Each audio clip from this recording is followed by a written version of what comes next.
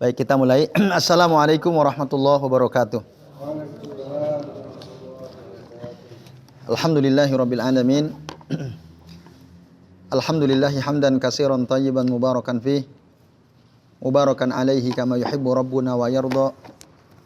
Asyhadu an la ilaha illallah wahdahu la syarikalah wa asyhadu anna Muhammadan abduhu wa rasuluh. Allahumma shalli wa sallim wa barik ala Muhammad wa ala ali Muhammad kama shallaita wa barakta ala Ibrahim wa ala ali Ibrahim fil alamin innaka Hamidum Majid. Amma ba'du. Bapak-bapak dan ikhwas sekalian, a'azani Allah wa iyyakum ajmain. Alhamdulillah, pada malam hari ini kita bisa berjumpa kembali ya untuk melanjutkan ngaji kitab Fathu Rabbil Bariyah Bitalkhis Al-Hamawiyah karya Syekh Muhammad bin Shalih Al-Utsaimin rahimahullah. Dan insya Allah pada malam ini kita akan membahas Al-Babu Ar-Rabi, bab yang keempat ya. Berarti di halaman 24 di kitab yang bapak-bapak dan ikhwas sekalian pegang ya. Bab ini menjelaskan tentang ya, sihhatu mazhabis salaf wa butalani al-qaul bitafdili madhabil khalaf fil ilmi wal hikmati ala madhabis salaf. Ya, menjelaskan tentang keabsahan madhab salaf dan kebatilan perkataan orang yang lebih mengutamakan madhab khalaf. Ya, dan kebatilan perkataan orang yang memandang mazhab khalaf itu lebih utama dari sisi ilmu dan hikmah daripada mazhab salaf. Nah, yang masyhur ya, perkataan mereka berbunyi mazhabus salaf ya aslam wa mazhabu al khalaf a'lamu wa ahkam, katanya gitu. Ini ucapan mereka dan ini ucapan batil sebenarnya. Jadi mazhab salaf kata mereka itu memang lebih selamat di dalam memahami ayat-ayat atau dalil-dalil yang berkenaan dengan masalah nama-nama dan sifat-sifat Allah Ta'ala. Memang aslam, mazhab salaf itu aslam. Tapi mazhab khalaf kata mereka a'lamu wa ahkam. A'lam wa ahkam. Nah, lebih berilmu ya, dan lebih bijak. Itu kata sebagian orang dan ini batil. Dibantah di sini nanti kebatilan perkataan tersebut ya, bahwa mazhab salaf sesungguhnya itulah yang terbaik, itu yang aslam wa a'lam wa ahkam. Jadi bukan seperti yang diyakini oleh mereka. Ya, mereka memandang mazhab salaf itu aslam lebih selamat, tapi mazhab khalaf, salaf itu artinya mazhab para sahabat, mazhab para tabi'in yang mengikuti sahabat dengan baik. Sementara mazhab khalaf adalah pandangan para ulama setelah generasi tersebut ya. Setelah generasi tabi'in. Nah, itu yang dimaksud dengan khalaf. Nah, tentu saja ini kaitannya dengan waktu zaman. Ya, zaman. Salaf khalaf dalam konteks ini adalah min jihati az-zaman ya, dilihat dari sisi waktu. Karena kenapa demikian? Ya. Karena istilah salaf atau khalaf itu juga bisa dilihat dari perspektif manhaj. Manhaj cara ya. Maka orang yang hidup belakangan seperti kita ini secara waktu kita termasuk khalaf. Tapi bisa mengikuti manhaj salaf. Berarti kita bisa saja ini thariqatis salaf wa dzikru ad-dalili ala wujubil akhdhi biha. Jadi telah lewat penjelasan tentang bagaimana cara ulama salaf di dalam memahami dalil yang berbicara tentang asma dan sifat. Masih ingat ya? Til tanpa tamsil, tanpa tasbih, tanpa takyif. Itulah thariqatus salaf. Nah, pahami sesuai dengan ketentuan Allah dalam Al-Quran, sesuai dengan keterangan Rasul dalam sunnahnya, yang sahihah tentu saja, yang makbulah, tanpa melakukan berapa tadi? 5 hal. Ada yang mengatakan 6 nanti, takwil. Cuman takwil ada yang bisa, ada yang enggak memangnya. Yaitu tahrif, taktil, tasbih, tamsil, takyib. Dan termasuk ilhad. Nah itu. Kemudian disebutkan juga beberapa dalil tentang wajibnya kita mengikuti manhaj salaf. Kita udah bahas itu. Amma huna, adapun dalam bab ini, fa innana nuridu an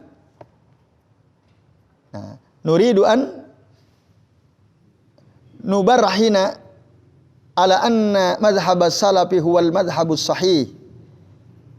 Adapun dalam pembahasan ini kita akan menjelaskan bukti bahwa madhab salaf itulah madhab yang sahih. Wa dzalika min wajhain, kata Syekh Ibnu Al-Utsaimin. Itu dilihat dari 2 sisi. Jadi madhab salaf itulah madhab yang sahih dalam memaknai dalil-dalil yang terkait dengan nama-nama dan sifat-sifat Allah Subhanahu wa taala. Apa alasannya? 1, kenapa kok madhab salaf itu yang sahih?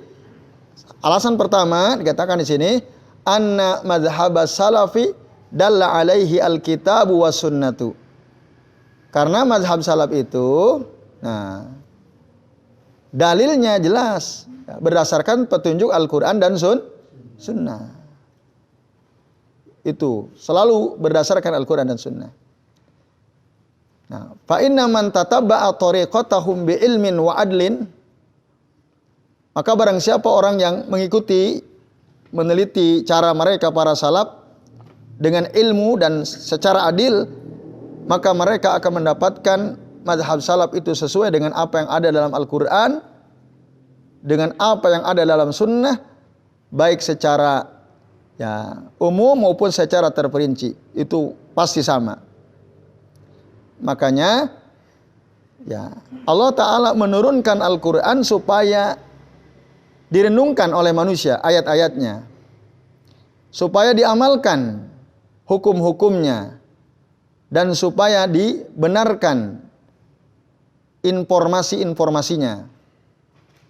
Itu. Dan tidak diragukan lagi bahwa orang yang paling dekat kepada pemahaman yang benar, orang yang paling membenarkan ayat-ayat Allah tersebut dan paling bisa mengamalkan adalah mereka para salaf, generasi salaf, yaitu generasi sahabat. Karena Al-Quran, sunnah Rasul datang dengan bahasa mereka, bilugatihim wa fi asrihim, dan turun di zaman mereka. Maka sudah pasti para sahabat itu a'lamun nasi biha fikhan wa aqwamuhum amala. Pasti lebih tahu, lebih paham daripada kita. Karena Al-Quran, sunnah banyak, semua Al-Quran turun di masa mereka kan. Gitu. Jadi udah pasti mereka lebih paham, apalagi dengan bahasa mereka di zaman mereka. Udah pasti mereka lebih paham daripada kita yang hidup belakangan, apalagi daripada kita yang bahasa Arabnya nggak ngerti gitu. Tapi sok ngerti kan?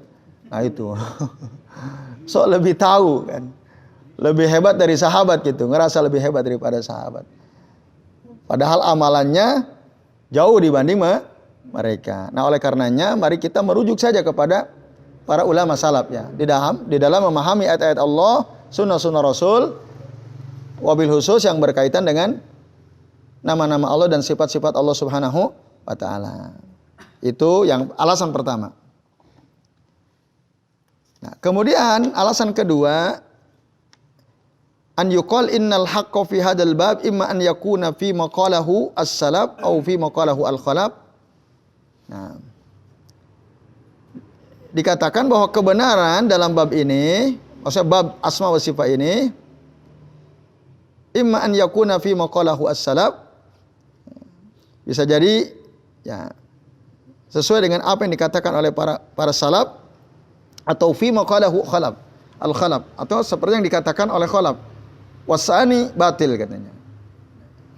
Maka yang kedua, apa yang dikatakan oleh khalaf itu batil. Nah, ini Bapak-bapak dan ikhwas sekalian, a'azani Allah wa iyyakum ajmain. Itu. Nah, kemudian di sini katakan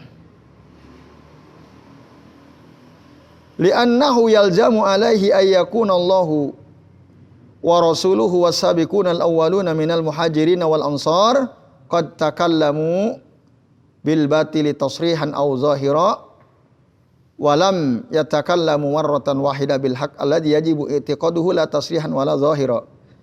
Nah, ini alasan kedua ya diterangkan di dalam kitab ini. Jadi yang pertama yang benar itu dikatakan oleh salaf, bukan yang diucapkan oleh khalaf. Nah, karena kemungkinan yang kedua ini dianggap batil. Nah, kenapa? Karena kalau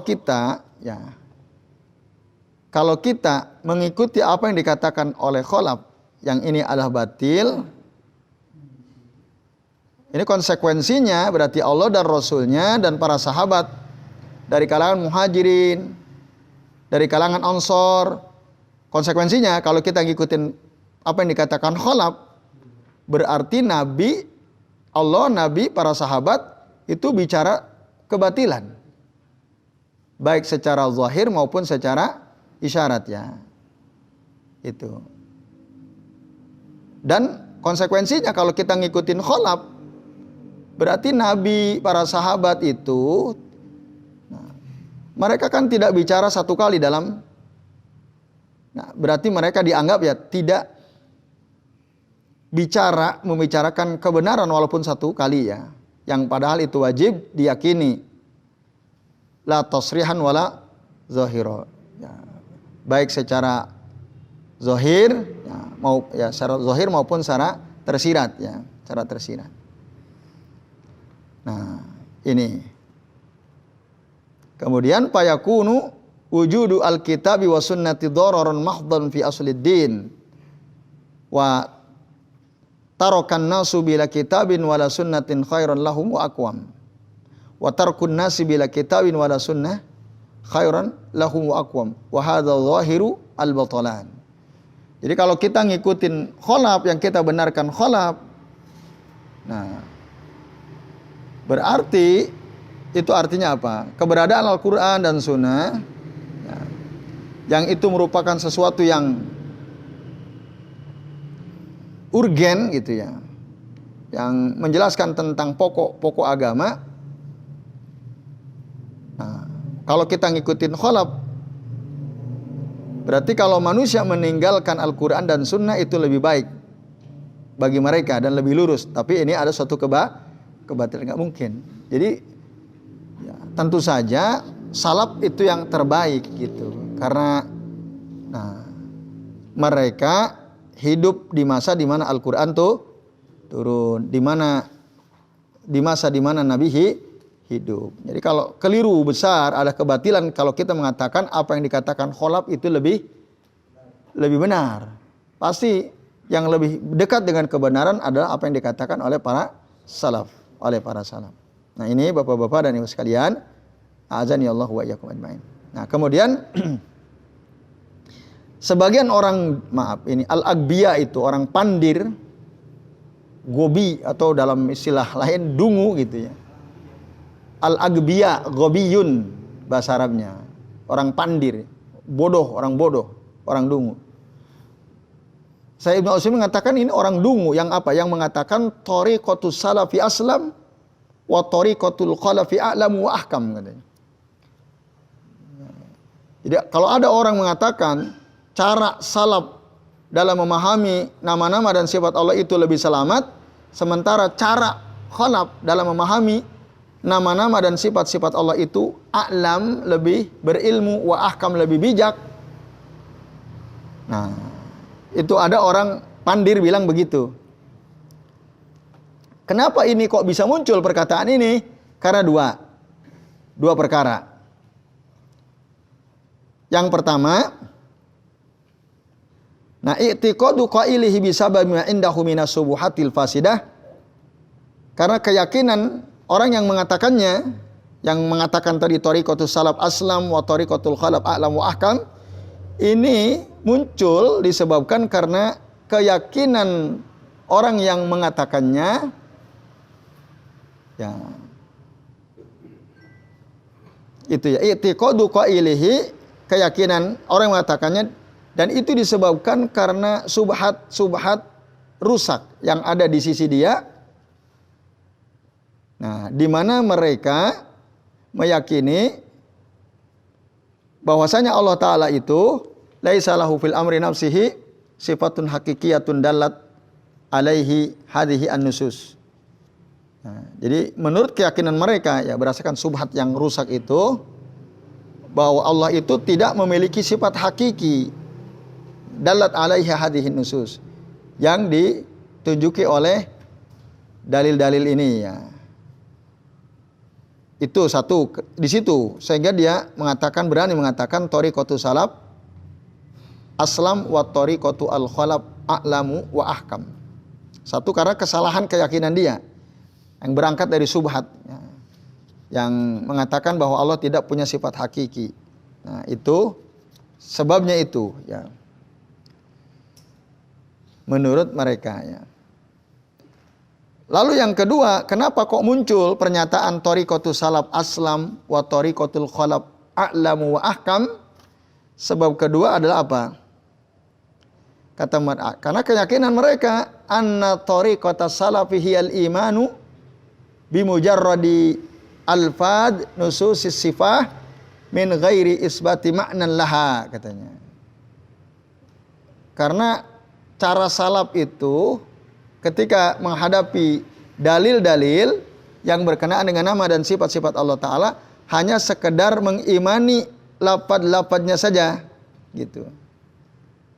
Hanya sekedar mengimani lafaz-lafaz terkait dengan sifat Allah Ta'ala tanpa menetapkan maknanya, katanya. Itu kata siapa? Kata mereka. Ya. Jadi salaf itu, para sahabat itu cuma mengimani lafaznya saja, tapi tidak menetapkan maknanya. Ya. Maka fayabqal amru dairan baina an nu'mina bi alfadi jawfa la ma'nan laha wa hadhihi tariqatu salaf ala za'mihi, katanya.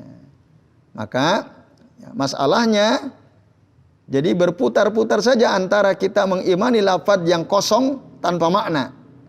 Inilah cara salaf menurut klaim dia. Klaimnya mereka yang mengatakan thariqatus salaf aslam wa thariqatul khalaf a'lamu wa ahkam. Jadi menurut mereka, apa yang dilakukan oleh salaf hanya sekedar mengimani lafadznya saja terkait dengan dari sifat tanpa ada makna. Ya, hanya makna-makna kosong saja, kata mereka. Ini tuduhan mereka. Wa baina an nusbita lin nususi ma'anin tukhalifu dhahiraha ad-dal ala isbatis sifah lillahi ta'ala wa hadhihi at-tariqatul khalaf, kata mereka. Nah, antara kita menetapkan dalil-dalil makna yang menyelisih zahirnya, ya, ad-dal ala isbatis sifah, yang menunjukkan akan tetapnya sifat bagi Allah Ta'ala, dan inilah dia cara khalaf. Inilah dia cara khalaf. Kata ini menurut siapa? Pengakuan mereka. Ya. Bapak-bapak dan ikhwan sekalian, azan ya Allah wa iyyakum ajmain. Nah, lalu diisi katakan, ya, wala raiba anna isbata ma'anin nususi ablagu fil ilmi wal hikmati min isbati alfadin jawfa laisa lah ma'nan. Kata mereka lagi ini, ya. Tidak diragukan lagi bahwa menetapkan makna-makna dalil, nah, itu lebih berilmu, lebih ilmiah, lebih berhikmah daripada hanya menetapkan lafaz yang kosong akan makna. Nah, maka dengan demikian orang dungu, orang pandir itu mereka lebih mengutamakan thariqah al-khalaf, cara khalaf, ya, fil ilmi wal hikmah ala thariqatis salaf. Mereka lebih memandang thariqah khalaf itu lebih utama dari sisi keilmuan dan dari sisi hikmah daripada thariqah salaf. Nah, perkataan orang dungu ini ya mengandung kebenaran sekaligus juga mengandung kebatilan. Yang benarnya apa? Inna mazhab salaf aslam. Ini benar bahwa mazhab salaf dalam memahami dalil terkait asma dan sifat Allah Ta'ala lebih selamat, itu benar. Itu betul. Tapi juga batil. Kebatilannya apa? Dalam perkataan mereka yang berbunyi inna mazhabal khalafi a'lamu wa ahkam. Ini batil. Dilihat dari beberapa sisi. Kebatilannya itu bisa dilihat dari beberapa sisi. Jadi sekali lagi, Bapak-bapak dan Ibu sekalian, jadi poin penting yang kita bahas pada malam ini adalah pernyataan apa tadi? Thariqatus salafi aslam wa thariqatul khalafi a'lamu wa ahkam. Ini yang dibahas ya oleh Syekh Ibnu Al-Utsaimin dalam kitab ini, Fathur Rabbil Bariyah bi Talkhis Al-Hamawiyah. Nah, jadi satu tadi bahwa cara salaf itu pasti lebih sahih. Dengan dua alasan. Pasti itu lebih sahih. Kalau ada orang mengatakan salaf caranya lebih selamat, khalaf lebih berilmu dan lebih bijak, itu karena subhat fasid mereka. Karena pandangan batil mereka. Nah, memang perkataan itu ada benarnya, tapi juga ada kebatilannya. Kebenarannya tadi memang betul mazhab salaf itu lebih selamat. Tapi kalau dibilang mazhab khalaf itu lebih ilmiah, lebih bijak, ini jelas batil ini. Dilihat dari beberapa sisi. Nah, di sini disebutkan alasan pertama kenapa itu dikatakan batil. Nah, ada sekitar berapa? 5 ya, 5 alasan. Kalau ada orang mengatakan mazhab khalaf itu lebih ilmiah, lebih bijak, itu ada 5 alasan untuk mengatakan bahwa itu batil. 1, ya, perkataan tersebut bertentangan dengan kalimat pertamanya, yaitu inna thariqata salafi aslam. Maka kalau mereka memandang cara salaf itu lebih selamat, pasti berarti lebih ilmiah dan lebih bijak. Itu. Ya atau tidak? Ya, sesuatu yang lebih selamat pasti lebih ilmiah, lebih berilmu, lebih bijak. Itulah kok bisa mazhab salaf lebih selamat, mazhab khalaf lebih ilmiah dan lebih bijak. Nah, ini aneh gitu. La salamata illa bil ilmi wal hikmah. Maka ya jadi tidak ada keselamatan kecuali dengan ilmu dan hikmah. Ilmu itu ya, menjadi sebab adanya keselamatan. Nah, dan hikmah itu fi suluki tilkal asbab. Didapatkan ya dengan menempuh sebab-sebab tersebut. Nah, oleh karenanya jelaslah bahwa thariqah salaf itu yang benar adalah aslamu wa a'lamu wa ahkam. Cara salaf itu lebih selamat, lebih ilmiah, lebih bijaksana. Nah, ini sisi dari satu sisi ya. Bapak-bapak dan ikhwas sekalian, a'adzanillahu wa iyyakum ajmain. Nah, dan ini mau tidak mau harus diterima oleh orang dungu tadi. Ya, tidak ada jalan keluar kecuali dia harus terima ini. Karena nggak mungkin orang selamat tanpa ilmu, ya kan? Ya, kalau dia mengatakan thariqatus salaf aslam, pasti itu berbasiskan ilmu dan hikmah. Nah, dan mereka nggak bisa mengelak itu. Yang kedua, kebatilan perkataan mereka itu, yang tadi ya antum ingat-ingat tuh perkataannya. Inna thariqatas salafi aslam wa thariqatal khalafi a'lamu wa ahkam. Ini batil. Terutama kalimat yang kedua. Satu tadi dilihat dari sisi ada kontradiksi, yang kedua nah, anna i'tiqadahu bahwa keyakinan mereka Allah itu tidak punya sifat yang hakiki ya dalat alaihi hadhihi nusus yang ditunjuki oleh dalil-dalil ini adalah keyakinan batil. Karena memang itu dibangun berdasarkan subhat-subhat rusak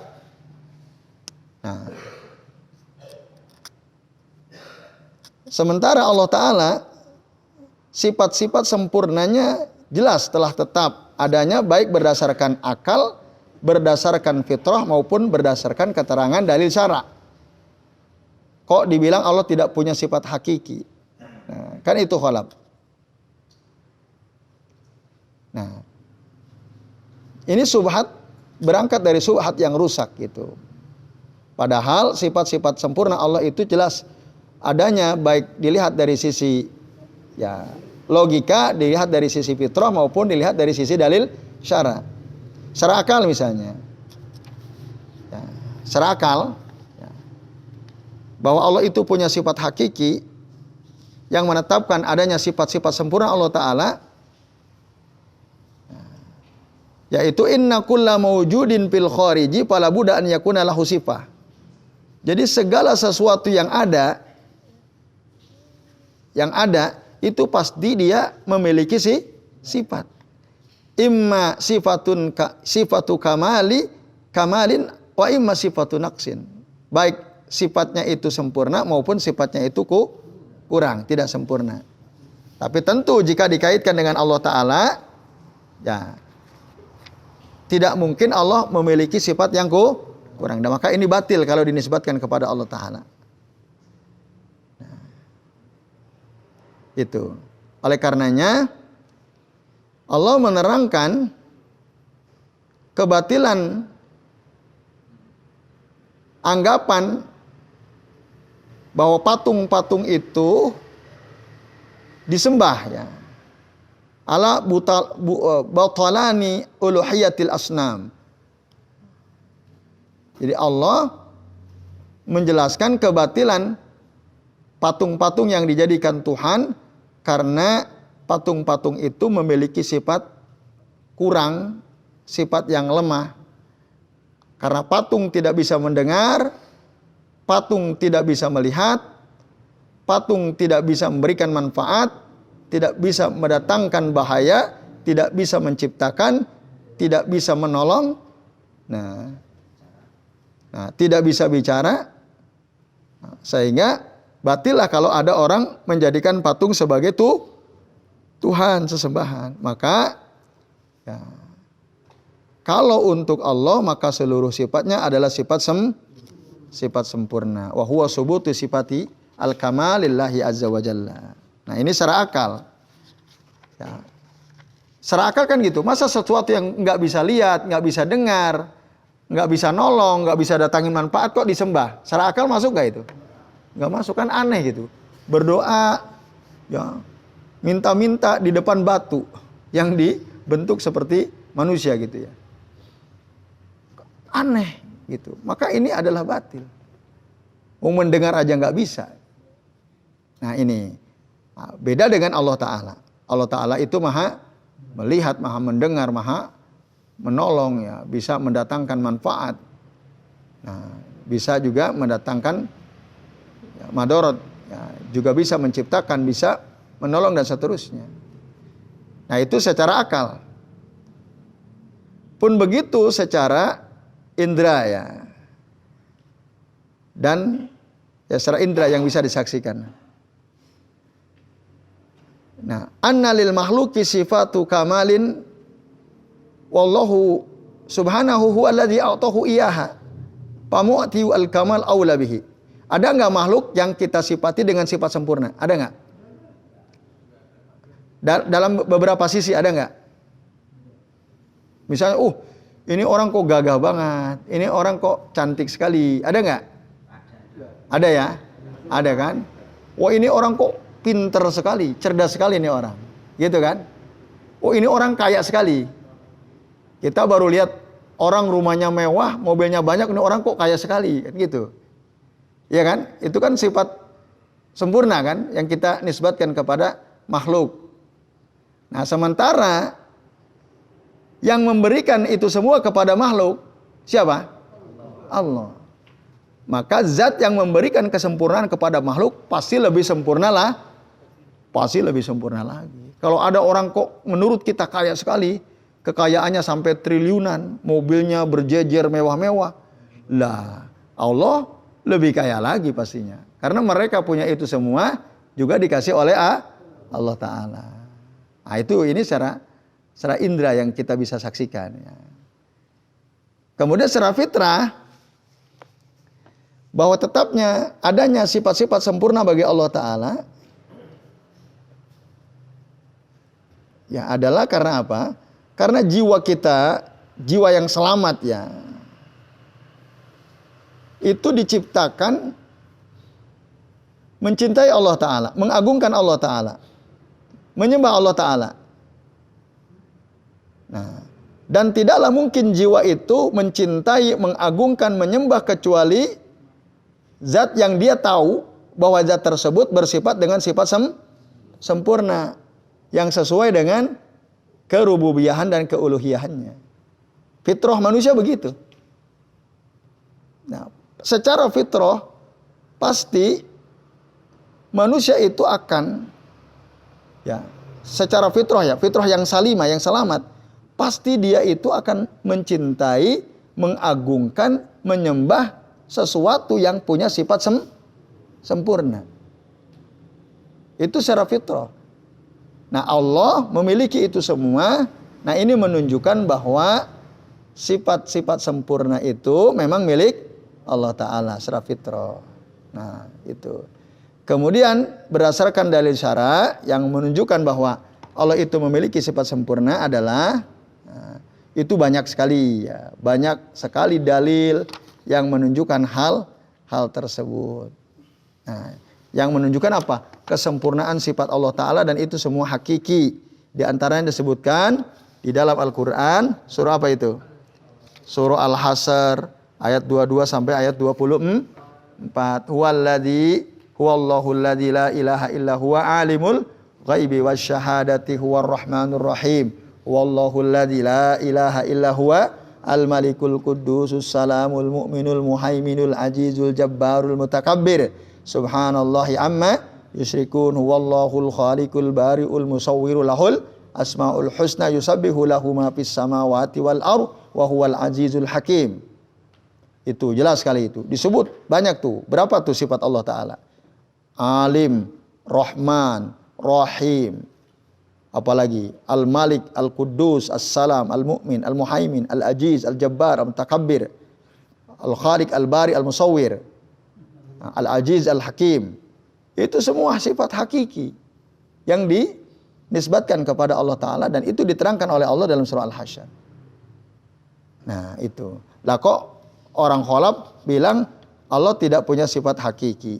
Nah itu jelas bertentangan dengan banyak sekali ayat. Walahul masalul a'la fis samawati wal ardh. Allah itu memiliki sifat yang tinggi baik di langit maupun di bumi. Nah, ini berdasarkan surah Ar-Rum ayat 27. Kemudian Allahu la ilaha illa huwal hayyul qayyum. Dialah Allah yang tiada Tuhan ya, berhak disembah kecuali Dia. Dialah Allah yang maha hidup dan maha berdiri sendiri, sampai perkataan wa huwal aliyul azim. Dialah Allah yang maha tinggi lagi maha agung. Atau seperti yang dikatakan oleh Nabi dalam hadisnya yang sahih, Nabi mengatakan apa? Ayyuhan nasu irba'u ala anfusikum fa innakum la tad'una asamma wala ghaiba. Wahai manusia, kasihilah diri kalian. Sesungguhnya kalian tidaklah berdoa kepada zat yang tuli, kepada zat yang tidak ada. Allah itu bukan zat yang tuli, berarti Allah itu Allah itu bukan zat yang gaib, berarti Allah itu apa? Ya, bukan zat yang tidak ada, berarti Allah itu wujud, ada. Maka Nabi bilang, innama tad'una sami'an basira qariba.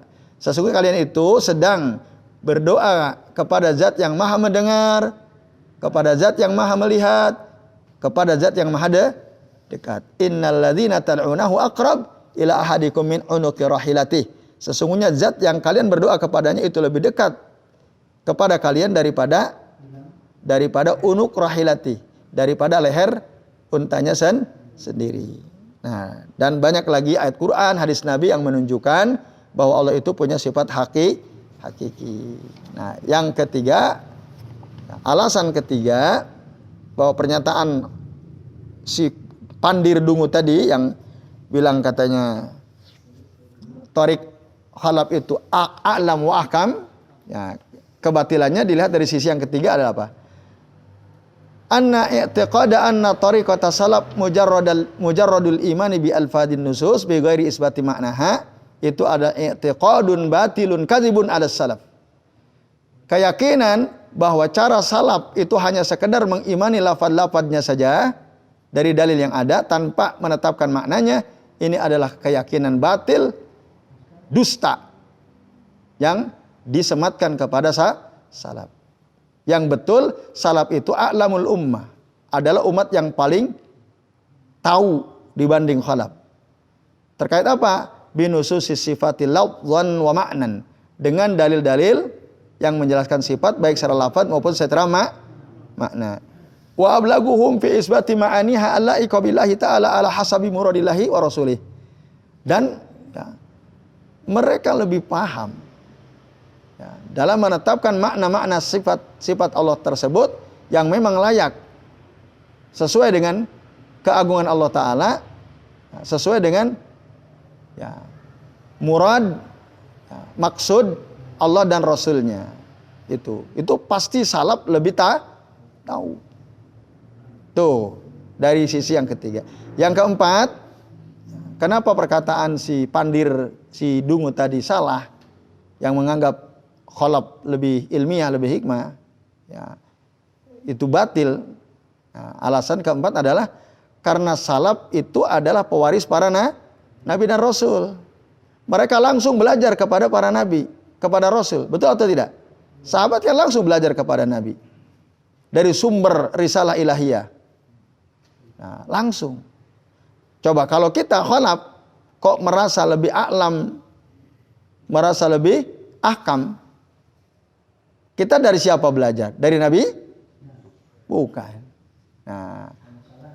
Nah bahkan khalaf itu mereka belajarnya kepada orang Majusi, kepada orang musyrik, orang Yahudi yang sesat, kepada Yunani.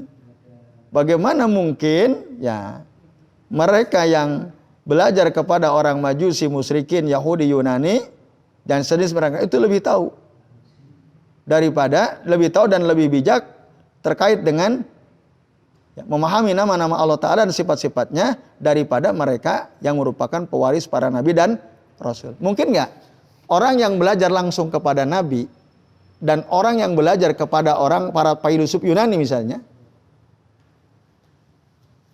lalu kita katakan orang yang belajar kepada para filsuf dari Yunani misalnya, atau dari orang Yahudi, itu dia lebih tahu daripada orang yang langsung belajar kepada nabi. Masuk akal atau tidak? Tidak. Pasti yang belajar langsung kepada nabi lebih tahu. Sama sebenarnya kita belajar Islam kepada orang Islam, belajar Islam kepada orang kafir, kira-kira lebih baik mana? Ya, kepada orang Islam. Tapi ada banyak orang bangga belajar Islam ke orang barat ya, yang bahkan dosennya aja bukan orang Islam gitu ya, ngajarin orang Islam tentang Islam. Nah ini kan banyak itu. Nah itu aneh gitu. Nah, sama seperti anehnya orang Dungu ini yang disebutkan di sini, yang memandang thariqah khalaf a'lam wa ahkam. Nah ini bapak-bapak dan sekalian, itu dari sisi yang keempat, kebatilannya di situ. Kemudian yang kelima, poin yang terakhir ya, dari yang menunjukkan kebatilan perkataan si Dungu tadi adalah bahwa generasi khalaf yang mereka lebih utamakan, yang oleh si Pandiri Dungu tadi lebih diutamakan caranya dari sisi ilmu dan hikmah dibanding thariqah salaf. Nah, kanu ya hayyara muttaribina bisababi i'radihim amma ba'asallahu bihi Muhammadan sallallahu. Mereka itu, si Dungu tadi itu yang mengatakan thariqah khalaf itu a'lam wa ahkam dibanding thariqah salaf, mereka ini sebenarnya adalah orang-orang bingung, bimbang, karena mereka berpaling dari sesuatu yang Allah utus Muhammad dengannya. Ya, mereka bingung sebenarnya, bimbang ya. Minal bayyinati wal huda wal timasuhum ya ilmi ma'rifatillahi ta'ala mimman la ya'rifuhu bi iqrarihi ala nafsihi wa sahadatil ummati alaihi hatta qala ar-Razi huwa ru'asa'uhum mubayyinan ma yantahi ilaihi amruhum.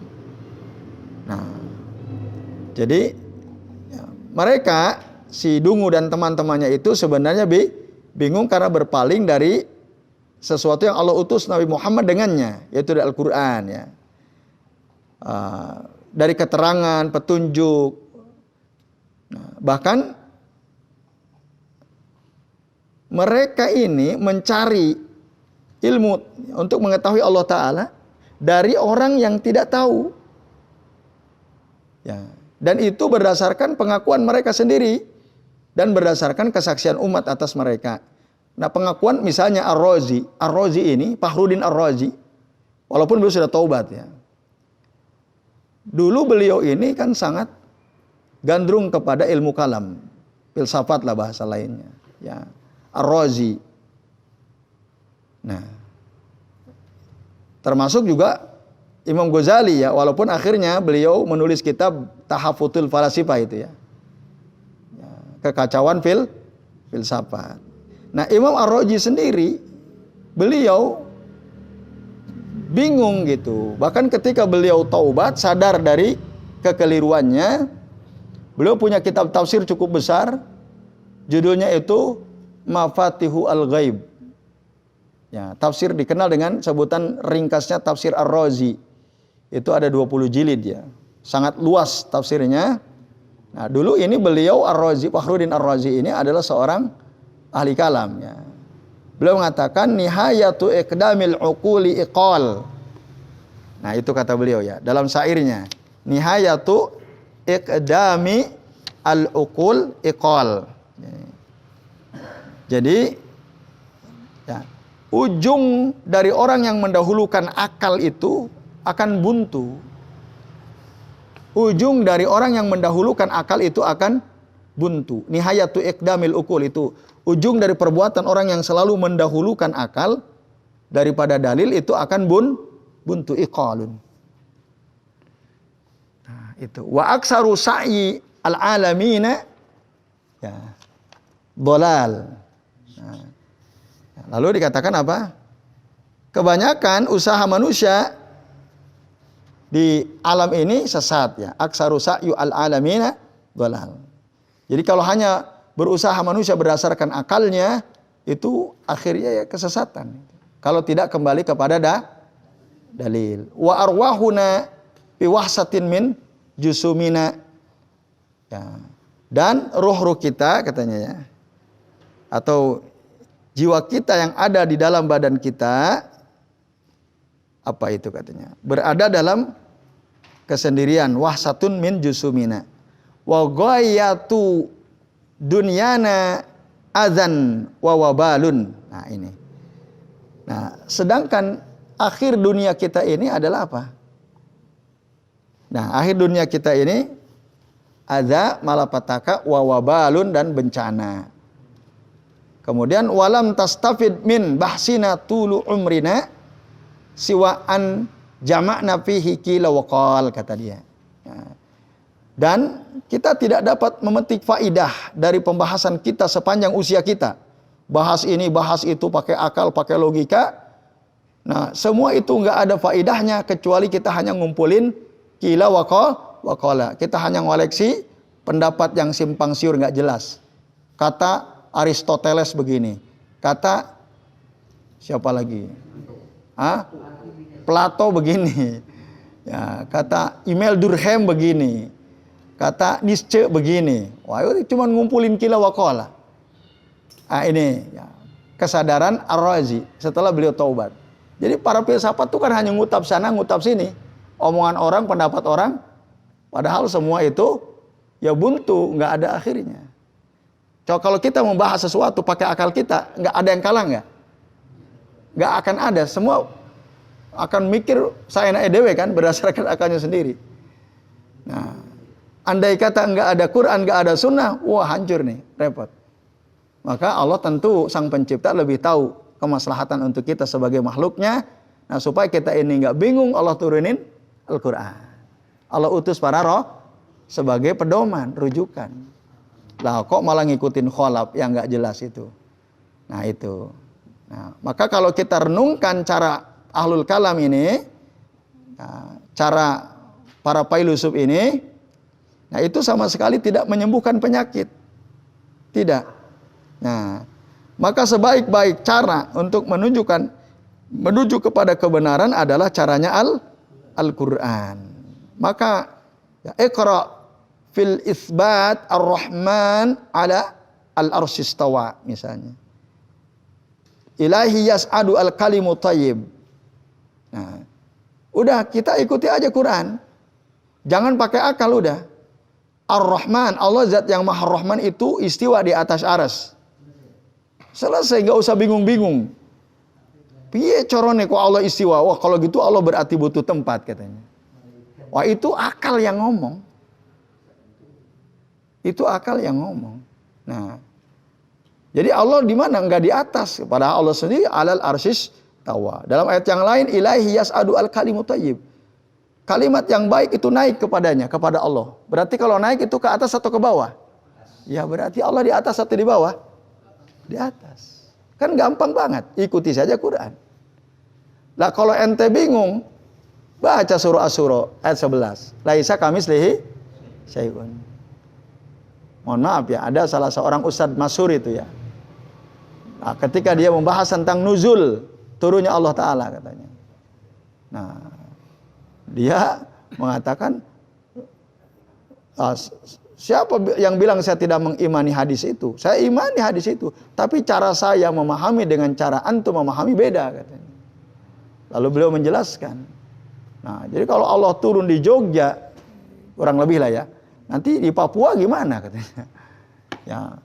Jadi ya tidak seperti yang antum pahami. Nah, kan bingung dia itu. Ya, kan gampang sekali. Allah turun ya sudah Allah turun. Di sepertiga malam kan itu yang dikatakan oleh Nabi. Kenapa kita bingung? Enggak usah mikirin di Papua nanti ditinggalin di Jakarta dan gimana. Ya Allah kan enggak sama kita gitu. Nah, ini ya Bapak-bapak dan Ibu sekalian. Jadi ada orang-orang bingung karena apa? Ya itu terpengaruh tadi logika dia main ya. Jadi namanya itu iqdamul uqul. Maka nihayatu iqdamil uqul iqal ya. Orang yang mendahulukan akal itu pasti buntu itu. Udah kembali aja pada dalil. Allah di mana? Allah di atas. Lah kok antum bisa bilang Allah di atas? Karena Allah yang bilang. Allah bilang apa? Allah itu Al-Aliyul Azim, Allah Maha Tinggi dan Maha Agung. Allah bilang, Ar-Rahmanu 'alal arsyis tawa. Ilaihi yas'adu al-kalimu at-thayyib. Udah beres. Enggak usah bingung melakukan tamsil atau tasbih. Udah selesai. Karena Allah itu tidak sama dengan makhluk kan gitu. Nah, lalu kata saya Ibnu Utsaimin, wa man jarraba misla tajribati an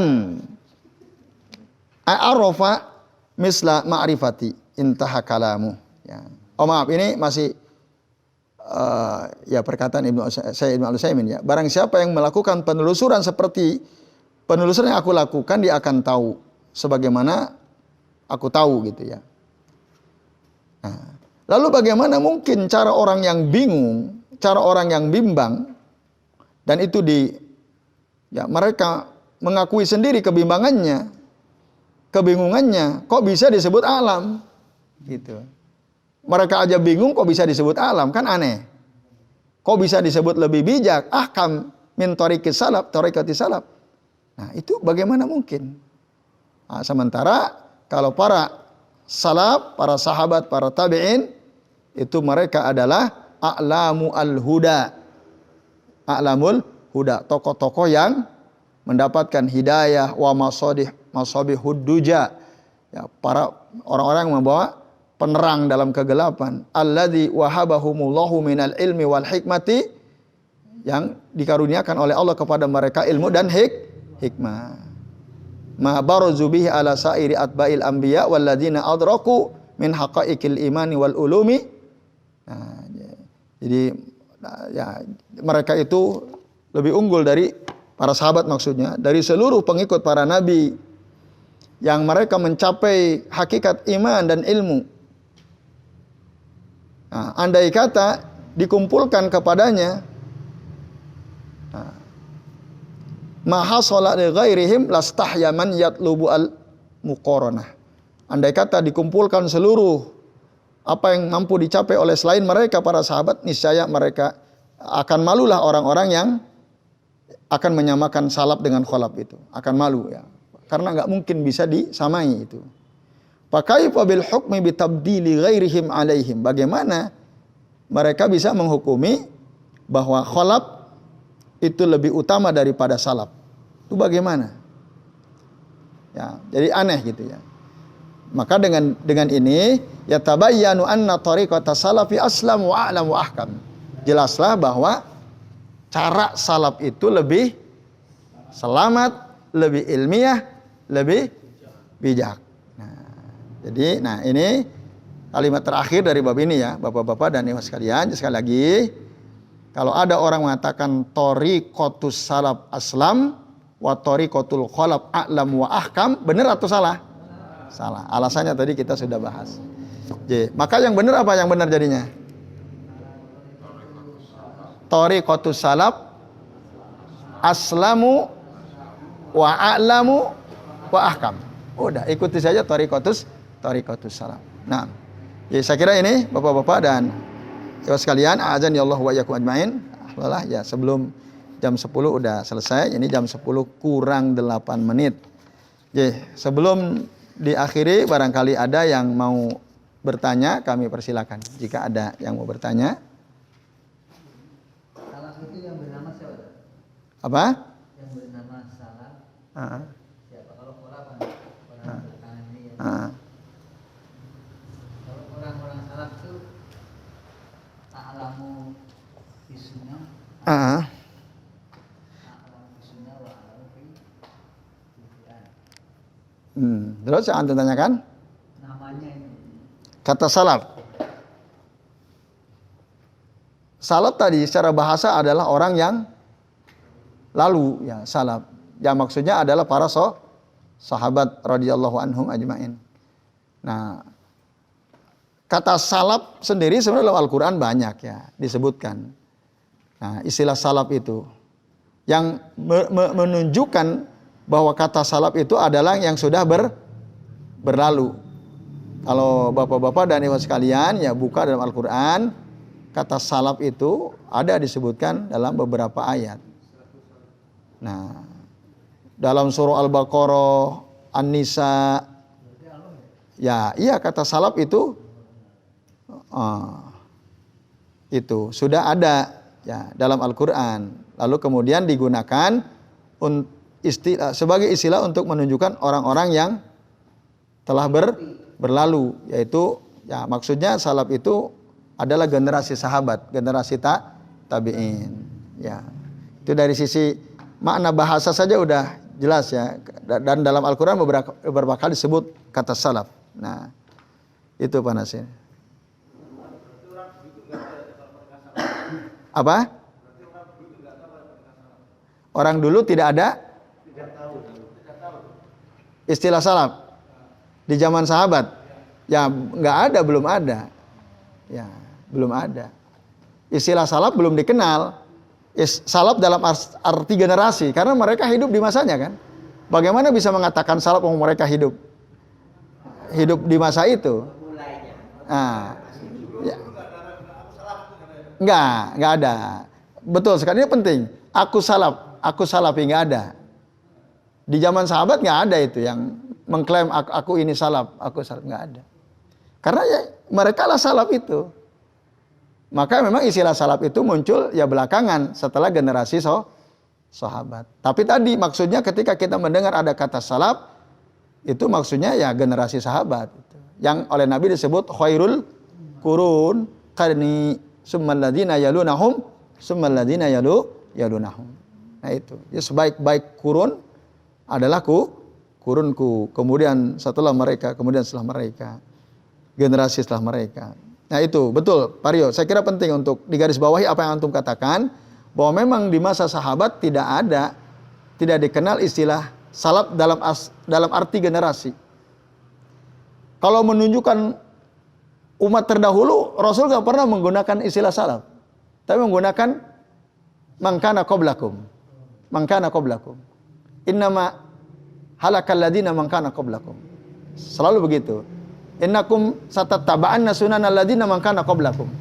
Itu Rasul nggak menggunakan salaf untuk umat terdahulu ya. Nah makanya ketika kita mendengar kata salaf itu maksudnya adalah generasi sahabat. Ya itu Pak Rio benar sekali apa yang antum simpulkan ya. Belum dikenal. Lalu pertanyaan lanjutannya kan, boleh nggak kalau kita mengatakan ana ini salaf, ana salafi, boleh atau tidak? Boleh. Maksudnya secara manhaj saya mengikuti manhaj salaf. Itu. Saya ingin berusaha mengikuti manhaj para sahabat radhiyallahu anhum ajmain. Ya. Ya itu. Ada lagi? Apa? Oke, ya. Nah, ya di Indonesia memang ada istilah pondok salafi ya. Walaupun istilah salaf ini ya taghayyar, mengalami taghayyur dan tatawur. Ada makna asalah, ada makna taghayyur, ada makna tatawur. Nah, makna asalah itu makna orisinil dari kata salaf terdahulu makna orisinilnya. Kemudian dia mengalami perubahan. Ya. Menjadi makna salaf itu menjadi manhaj. Bukan generasi terdahulu ya. Kalau ada orang mengatakan ana salaf, itu maksudnya kan mengikuti manhaj salaf. Makna salaf yang asli udah berubah kan? Udah berubah. Dari makna asalnya adalah generasi terdahulu menjadi mengikuti manhajnya. Itu namanya mengalami dari makna al-asalah mengalami at-taghayyur. Taghayyur itu perubahan. Lalu mengalami tatawur. Tatawur itu perkembangan. Atau bisa berkembang dulu baru berubah gitu ya. Nah, maka nanti muncul ada istilah pondok salaf. Maksudnya apa? Pondok salaf artinya pondok tradisional. Biasanya lawan pondok salaf itu namanya pondok modern. Al-Ma'had Al-Asri dengan Al-Ma'had As-Salafi. Nah, kalau di Indonesia pionir ya Ma'had Al-Asri itu ya Gontor itu.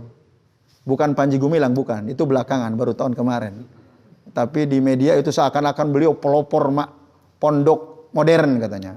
Itu pret itu ya, nggak benar itu ya. Nah, jadi itu. Nah, jadi salaf itu tradisional, ngajinya bandongan gitu ya. Terus ya nggak klasikal. Jadi semua santrinya ada di hadapan kiai bacain kitab, mereka terjemahkan, tulis. Itu yang dimaksud salaf. Pondok salaf itu begitu.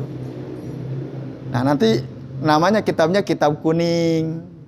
Itu kalau antum mendengar kata istilah pondok salaf. Tapi pondok salaf itu sekarang mengalami tatawur. Kamu mau mondokin anak antum di mana? Di pondok salaf. Nah, itu lain lagi sekarang artinya. Ketika antum mendengar ada teman bilang, antum mau memondokkan anak antum ke mana? Ke pondok mana? Ke pondok salaf. Itu apa? Bermanhaj salaf. Itu namanya tatawur. Berkembang maknanya. Nah, sehingga makna pondok salaf dalam arti yang kemarin itu tradisional, itu udah orang mikirnya udah nggak ke situ lagi. Iya kan? Kecuali mungkin yang belum kenal manhaj salaf masih arahnya ke sana. Pondok salafi gitu ya. Maksudnya pondok tradisional. Nah, sebagai tadi lawan kata dari pondok asri, al-asri, al-ma'had al-asri gitu. Ya ini, gimana? Pondok pesantren Gontor tapi berbahan as-salafi. Sangat mungkin. Model pengajarannya asri, modern, ya. Tetapi materi-materi diajarkan itu kitab-kitab bermanhaj salaf. Sangat mungkin. Itu Mohon maaf ya, di Gontor sendiri dulu kami belajar akidah wasitiyah yang pernah kita pelajari itu karya Ibnu Taimiyah. Itu. Terus kelas awal itu tauhid Syekh Al-Fauzan itu yang diajarkan. Itu ya, secara manhaj kitab-kitab akidahnya dari manhaj salaf ya itu. Nah, walaupun tentu saja semua lembaga pendidikan pasti ada kelebihan dan ada kekurangan. Pasti kekurangannya masih banyak. Tapi setidaknya tadi kalau yang antum sampaikan, mungkin nggak pondok secara sistem itu asri, modern, tapi secara manhaj salaf, mungkin nggak? Sangat mungkin. Bahkan pondok-pondok yang bermanhaj salaf yang dikenal misalnya, coba aja lihat, pasti caranya asri, modern, karena ada klasikal kan, per kelas 1, kelas 2 dipisah-pisah kan. Nah pasti gitu, caranya sudah modern gitu, metode pengajarannya sudah modern, ditambah lagi pakai laptop dan lain sebagainya kan, itu udah asri itu. Walaupun kitab-kitab yang diajarkan dari para ulama yang bermanhaj salaf itu sangat mungkin. Itu mana sih? Kalau yang generasi salaf, yang arti generasi itu, berarti kalau zaman Nabi itu yang para sahabat saja. Iya, yang dimaksud generasi salaf adalah generasi sahabat yang hidup di masa Nabi. Kalau untuk yang kayak Abu Jahal, Abu Lahab itu bukan generasi salaf. Bukan ya. Ya, itu nggak benar. Kan makanya sering diistilahkan salafus saleh. Salafus saleh, karena ada salaf yang tidak saleh. Salafut toleh wasaleh. Nah itu. Maka kadang-kadang saya menyebutnya as-salaf as-saleh, salafus saleh. Nah, ya itu maksudnya generasi salaf yang benar, saleh yang benar. Maka kalau seperti Abu Jahal, Abu Lahab dan kawan-kawan, itu bukan termasuk salafus saleh itu. Nah, secara generasi ya iya, kan hidup di masa lalu. Tapi mereka bukan salafus saleh kan. Nah, pun begitu dengan generasi tabi'in. Pertanyaannya kan gini, apakah betul seluruh orang yang hidup di generasi tabi'in baik semua? Jawabannya enggak. Makanya Al-Quran kan memberikan syarat. Yang alladzina ittaba'uhum bi ihsanin, yang ngikutin para sahabat dengan baik. Nah, itulah generasi tabi'in yang terbaik, itu yang maksud.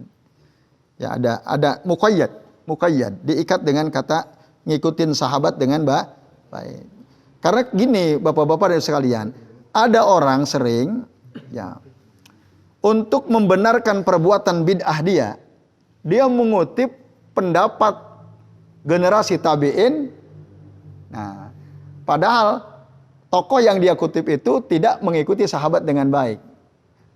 Kan kita harus paham, ada generasi yang hidup di masa tabi'in, mereka ketemu dengan sahabat tapi tidak ngikutin sahabat dengan baik.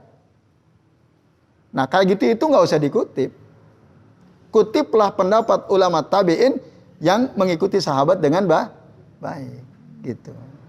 Nah ini, maka pendapat tabi'in itu tidak mutlak harus diterima. Sesuai nggak dengan pendapat tabi'in sahabat? Sesuai nggak dengan pendapat Rasul Sallallahu Alaihi Wasallam? Yaitu. Jadi salaf itu tadi rujukannya adalah as-sahabah at-tabi'in. Tapi tadi yang baik yang baik-baik. Nah, alladzina taba'uhum bi ihsanin. Nah. Ya, baik Bapak-bapak dan Ibu sekalian, cukup ya? Baik, kita cukupkan dulu sampai di sini. Insyaallah nanti kita lanjut lagi. Semoga bermanfaat dan kami tentu saja mohon maaf apabila yang kami sampaikan ada kesalahan dan kekeliruan. Mari kita akhiri dengan membaca doa kafaratul majlis. Subhanakallahumma wa bihamdika asyhadu an la ilaha illa anta astaghfiruka wa atubu ilaik. Wa sallallahu ala Muhammadin wa ala alihi wa sahbihi wa baraka wa sallama alaihim ajmain. Billahi taufiq wal hidayah. Wassalamualaikum warahmatullahi wabarakatuh.